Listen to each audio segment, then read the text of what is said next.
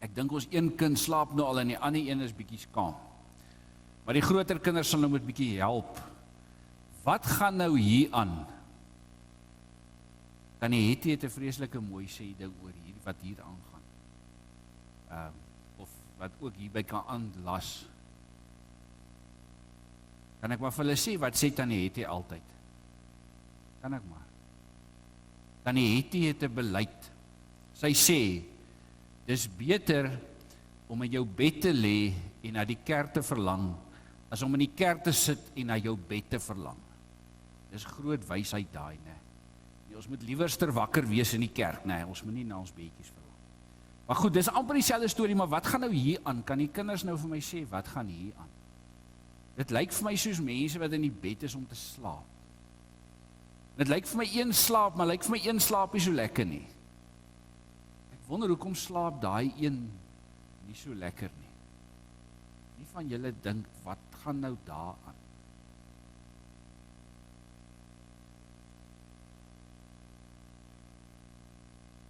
Ek wonder wat ouens, klink my die ouens wat die meeste beskuldig word, dat hulle snork, sê ja, daar's 'n gesnorkery.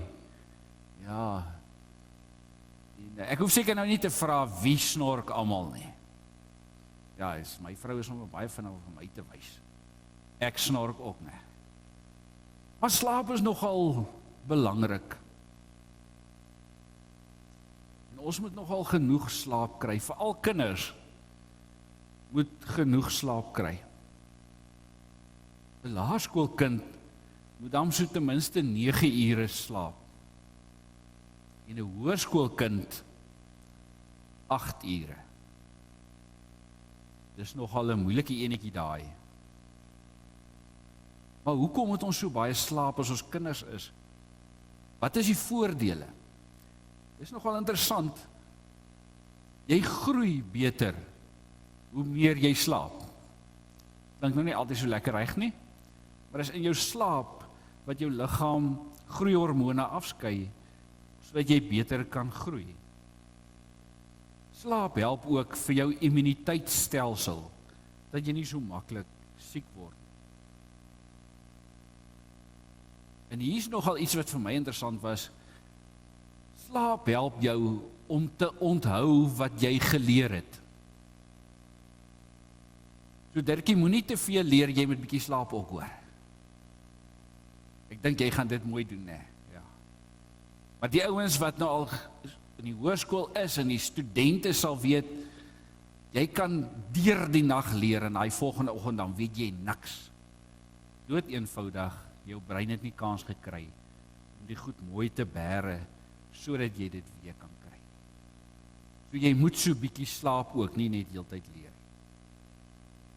As jy genoeg slaap, dan is jy ook nie grumpy nie of moeilik nie. En hier is nog 'n interessante feit, jy word ook nie so maklik bang en angstig as jy genoeg slaap. Dit is net nogal moeilik, want meeste van ons is bang vir die donker, en nou moet jy slaap in die donker. Maar as jy slaap in die donker, gaan jy nie so maklik bang word.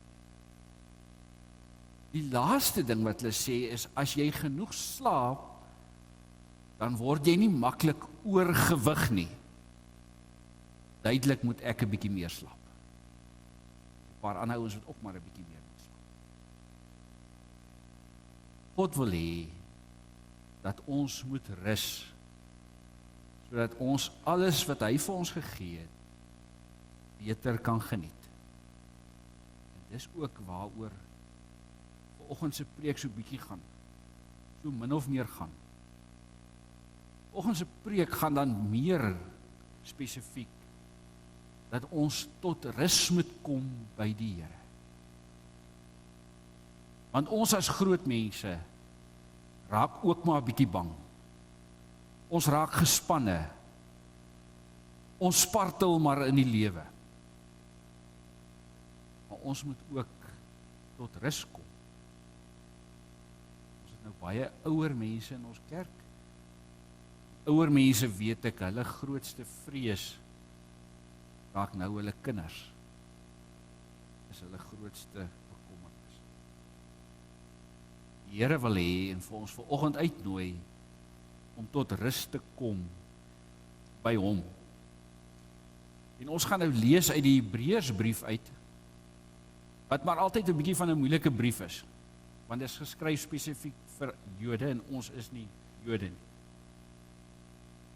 In die Hebreërsbrief praat hy en verwys hy dan nou ook na die geskiedenis van Israel. En as vanoggend se preek nou nie vir jou sin maak nie, omdat ons nie mooi dit raak gelees het.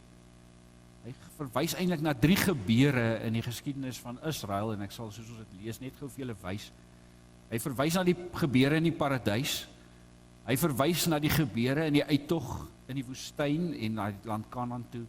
En dan verwys hy na die koningskap van Dawid en die latere bandelingskap. En ons gaan als nou sien as ons nou hierdie gedeelte lees in Hebreërs. Maar ons tema vanoggend is spartel. Dit wat ons so graag doen as groot mense. Is om te spartel deur die lewe. Die rus wat vir ons aangebied word. En dan 'n lewe. 'n Vol lewe. Voor ons egter nou gaan saam lees uit die Hebreërs uit. Kom ons bid net eers saam. Ons liefdevolle God en Hemelvader, Here, baie dankie dat ons as geloofsgemeenskap Noorderharts, Here, vanoggend hier aan die voete kan kom sit. Here, dankie vir 'n Sondag.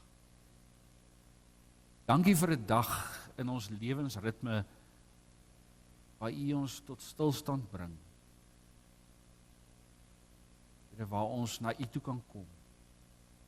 Net om te kom rustig word. Here, net om by U te wees. Here, baie dankie dat U in hierdie dag ook aan ons werk en met ons werk. Here, ons bid in hierdie oggend vir almal wat op hierdie stadium uitdagings in hulle lewens ervaar. Here, met gesondheid en finansies en verhoudings. En ons dink vanoggend dan ook spesiaal aan Ometley wat ingaan vir sy knieoperasie. Here, wees U ook met hom. Here, ons dink aan al ons ou mense. Here, wees met hulle.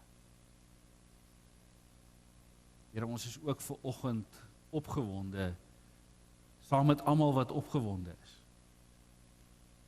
Ja, Here, daar's spanne wat goed gedoen het in sport. Daar's prestasies, Here, op die skoolbanke, Here, maar ook in die lewe en in die werk. Here, en ons besef dat alles is net 'n gawe uit U hand. Daarom loof en prys ons U daarvoor. Here, maak nou ons harte en ons lewens oop. Here, kom werk aan ons. Here, dat ons ook in U rus kan ingaan. Amen. 1. Laat ons daarom versigtig wees terwyl die belofte om in sy rus in te gaan nog bly staan, dat dit nie mag blyk dat een van julle agtergebly het nie. Ek moet nogal sê, terug nou by die week se groot datum, het ek nou eers gister besef dat die teksgedeelte kan nou heeltemal verkeerd verstaan word ook. Maar dit was nou nie waarby ons uitgekom het, ons voorberei het hierdie week nie. Want net soos aan hulle, dis nou, en nou is ons by die Israel volk in die woestyn, vers 2. Want net soos aan hulle is die goeie boodskap ook aan ons verkondig, maar die boodskap wat hulle gehoor het, het hulle nie gebaat nie, omdat hulle nie deur die geloof vermeng is met die wat dit wel gelowig aangehoor het nie. Ons wat tot geloof gekom het, gaan immers wel die rus in, soos hy gesê het. So het ek in my troon gesweer, hulle sal beslis nie in my rus ingaan nie. Nou, hier moet ons dit nou verstaan, dit is die Here se woorde aan Moses gewees, oor die volk opstandig was in die woestyn, in en hy het vir hulle gesê het, julle sal in Kanaan, wat die rus is, nie ingaan nie. Ons is nou by daai gedeelte van hulle geskiedenis.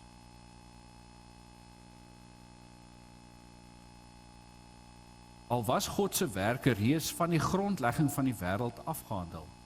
Hy het immers ergens aangaande die 7de dag gesê, God het op die 7de dag van al sy werke gerus, en in hierdie gedeelte sê hy weer, hulle sal beslis nie in my rus ingaan nie, aangesien dit dan bly staan, dat sommige wel daar sal ingaan, hoewel hulle wat eerste die goeie boodskap gehoor het, van weer ongehoorsaamheid nie ingegaan het nie, bepaal hy weer 'n sekere dag.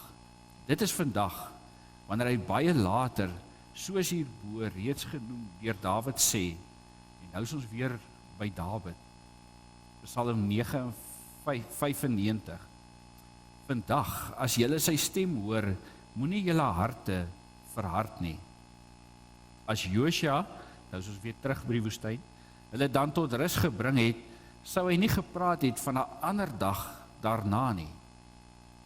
Ons kry die idee dat ons praat hier, God het herhaaldelik hierdie uitnodiging gestuur van kom tot rus by my. Daar bly dus steeds 'n Sabbatsrus oor vir die volk van God. Want wie in sy rus ingegaan het, het self ook gerus van sy werke, soos God van syne. Op die 7de dag van die skepping het God gerus. Nou is ons weer by die skepping. Laat ons dan beywer om in daardie rus in te gaan, sodat niemand dalk in dieselfde patroon van ongehoorsaamheid verval nie. Dan lyk dit of hy heeltemal ratte wissel.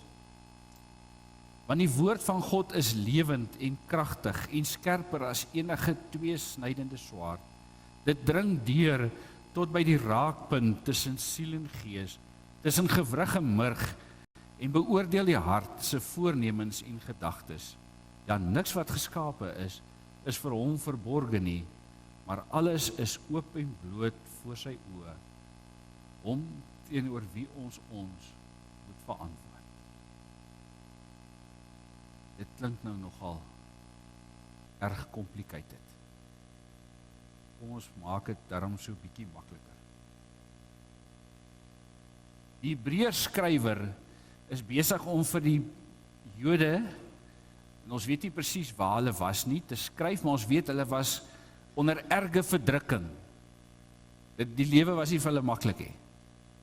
En hy skryf vir hulle om hulle aan te moedig en te bemoedig om te rus in die Here. Kom tot rus by God. En dan gebruik hy hierdie kort sinsnedetjies om hulle te herinner aan die verlede van Israel. Hoe dit in die verlede die verhouding tussen God en Israel was, momente wat daar was, en hulle sou dadelik dit gesnap het, en besef het wat hy vir hulle wil sê. En hy gebruik die 3, die paradysverhaal, die uittog uit Egipte, en die koninkryk van Dawid. In elkeen van hierdie gevalle wil God iets spesiaal vir hulle gee as Israel. In die paradysverhaal is dit die tuin van Eden. Vir die groepie slawe wat uit Egipte verlos is dit die land Kanaan wat die Here vir hulle wil gee. En vir Dawid wil God hierdie ewige koninkryk gee. Vir altyd sal een van sy kinders koning wees. In al 3 hierdie stories het Israel 'n keuse. Hulle kan dit wat die Here vir hulle wil gee vat, of hulle kan hulle eie paadjie loop. En dis dan die hartseer van al 3 hierdie verhale, is dat die mens volg sy eie kop. In die paradys besluit hulle Ons luister vir die slang. En ons eet van die vrugte wat ons nie mag eet nie. Want ons soek daai kennis. Daai klomp Israeliete in die woestyn leef elke dag van manna en kwartels, maar daarmee is ons nie tevrede nie. Ons wil nie hierdie stukkie swaar kry hê nie, ons wil sommer nou dadelik in Kanaan wees, en hulle mor, en hulle kla. En Dawid kry hierdie pragtige koninkryk, maar dan, wanneer dit als gevestig is, dan begin hulle mekaar uitbuit, soos wat mense maar is. En wanneer ander koninkryke hulle bedreig, dan vergeet hulle wie hulle God is. Die einde van die keuses is dat ons met die sweet van ons aangesig ons brood verdien. Vir die Israeliete in die woestyn beteken dit 'n hele geslag sterf in die woestyn op pad Kanaan toe. En vir die koningshuis van Dawid word hulle weer bannelinge onder 'n ander koning. Die sleg is dat hierdie verhale van Israel vir ons 'n bietjie te bekend klink. Want die Here se bedoeling met ons is ook goed, maar dan het ons ook 'n keuse. Baie kere wil ons uit ons eie beter wete, wil ons maak soos ons wil maak, want dit is die beste vir my. Ek weet die beste vir my. Soos die lewe aangaan, so begin ons besef dat ons keuses werk nie altyd so mooi vir ons uit nie. So begin ervaar ons die spanning en die stres en die uitputting van hierdie swak keuses wat ons maar maak. Die lewe word gespartel. Mens raak nou eintlik half lus vir 'n KitKat. Gee ons net so 'n bietjie van 'n break. Dan die studie sou gesê het, ek weet nie, hoekom moet ek so suffer nie. Later dan sê ons ook so vir onsself, ja, die Here weet. Dit is so. Ek dink die Here weet ook nie altyd, hoekom wil ons so spartel, as ons dood eenvoudig net op hom kan vertrou nie. Net in sy rus kan ingaan nie. Hy staan gereed om vir ons 'n vol lewe te gee. As jy nou vanoggend hier sit en sê, maar Steven, hoe kom ons by hierdie rus uit? Dan sê die Hebreërskrywer, het hy eintlik vir ons 3 puntjies hierso. Die eerste een is tyd.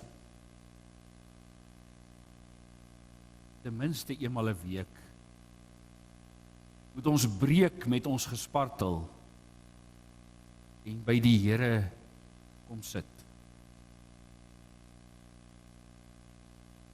Hierdie rusdag is nie 'n dag waar ek kan maak wat ek wil nie. Dan verstaan ons die rusdag nie reg nie. Dis 'n rusdag wat ons onsself aanbied, sodat God met ons kan maak wat hy wil. Ons gee ons tyd vir hom. Die hartseer is dat ons verbruikersmentaliteit is so erg, dat selfs hierdie tyd wat ons vir die Here gee, wil ons nou hê, maar luister, die dominee moet nou klaar kry. Hy moet nie so lank preek nie. Ek het nog dinge om te doen. Nee, ons moet ons tyd vir die Here gee, sodat hy met ons kan maak wat hy wil. Die tweede is, ons moet God toelaat om ons lewens te dissekteer. Dit is 'n bietjie rof hier in Hebreërs, want hy praat van 'n swaard wat deurdring in ons lewe. God moet 'n bietjie chirurgie toepas op ons lewens. Maar hy doen dit met 'n swaard. Klink 'n bietjie erg, maar ons eie ek is so sterk dat 'n swaard is dalk eintlik maar die enigste goeie medisyne wat hy verstaan. Die Here moet die sleg in ons lewens uitsny. Ons eie ek en ons eie besluite, sodat ons kan lewe soos hy dit wil hê. Derdens vra hierdie rus geloof. En dis nie die tipe geloof wat berge versit nie. Dis die tipe geloof waar ons gaan terugsit en oorgee die stuurwiel van ons lewens in die Here se hande. Dis 'n geloof wat die Here vertrou dat dit wat hy gaan doen net tot ons beswil is. 'n Geloof wat sê dat alles ten goeie sal meewerk vir die wat hy liefhet. Dis nou vir ons. As ons ons tyd gee en as ons ons lewens oopmaak dat God dit verander en as ons glo, oorgee, dan beland ons by die lewe. Die lewe wat God vir ons wil hê. 'n Paradyslewe, 'n Kanaanlewe, 'n ewige koninkryk. Kan dit waar wees? Kan ons dit nou al reeds beleef? Jesus sê in Johannes 10 vers 10, ek het gekom sodat hulle, en dis nou maar ons, sy skapies, die lewe kan hê en dit in oorvloed. Jesus het klaar met sy bloed vir ons betaal, sodat ons nou reeds 'n paradys lewe kan lei, vol van mooi en goeie. 'n Kanaan lewe met meer as genoeg, kan leef in sy koninkryk, 'n ewige koninkryk met 'n liefdevolle koning. En die werklike wow is dit. Dit bestaan nie net nie, maar dit is binne ons bereik. Maak nie saak wie ons is en wat ons is, wat ons besit nie. Die Here gee vir ons hierdie lewe. Ons moet dit net tot rus kom by hom. Broers en susters, wat maak ons vanoggend met Hebreërs 4? En op die einde van die dag kom dit neer op net een vraag. Vertrou ek die Here se bedoeling met my? Vertrou ek dat hy net die beste vir my wil hê? Want as ek dit vertrou, as ek hom so vertrou, dan gaan ek my lewe oorgee in sy hande. Dan gaan ek die lewe lei wat hy wil hê hy moet lei. As ons na ons lewens kyk, dan is ons lewens vol littekens. Littekens van die gespartel van homself. Littekens van ons eie manier van doen. Want ons wil ons mylpale bereik. En ons moet tot rus kom by die Here. Ons moet tyd gee vir hom. Ons moet 'n stil pasiënt word wat wag dat hy sy chirurgie doen. Dan, dis die wonder. Wanneer ons ons tyd gee, wanneer ons ons lewe gee, dan kry ons 'n lewe wat soveel meer is as wat ons kan droom. Ek moet nou baie eerlik wees. Vanoggend se preek is vir my 'n moeilike preek, want ek beleef self maar min hierdie oomblikke van volkome rus. Want sien, ek is lief om tyd saam met die Here te spandeer. Ek is lief vir sy woord en hy praat hard met my. Daai laaste enetjie om hom te vertrou dat hy die beste weet. Om verby die golwe van die lewe te kyk. Daai een is nie so maklik. Maar dis die wonderlike van hierdie Hebreërs boodskap vanoggend.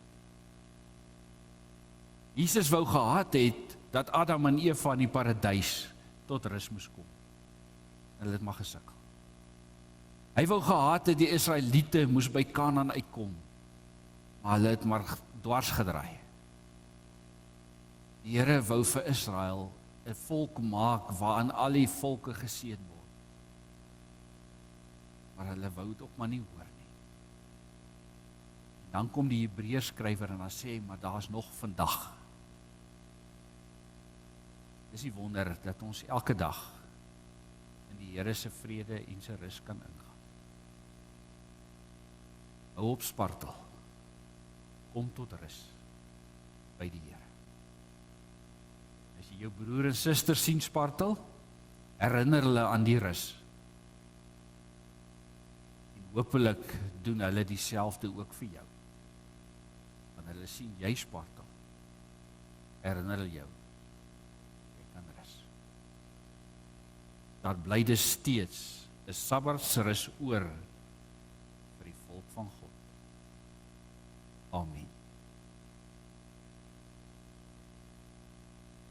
Here, ons kom vanoggend en ons bely, Here, ja, dat ons ken die gespartel.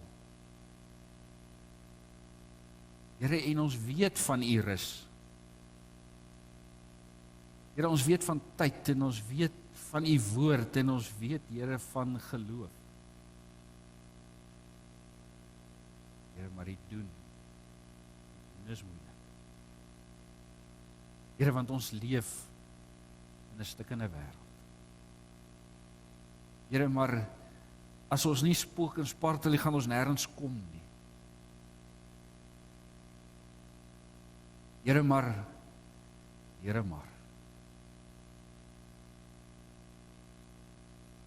kom na my toe, almal wat moeg en oorlaai is. Here, help ons om elke dag hierdie uitnodiging aan te gryp, daaraan vas te hou en daaruit te leef. Amen.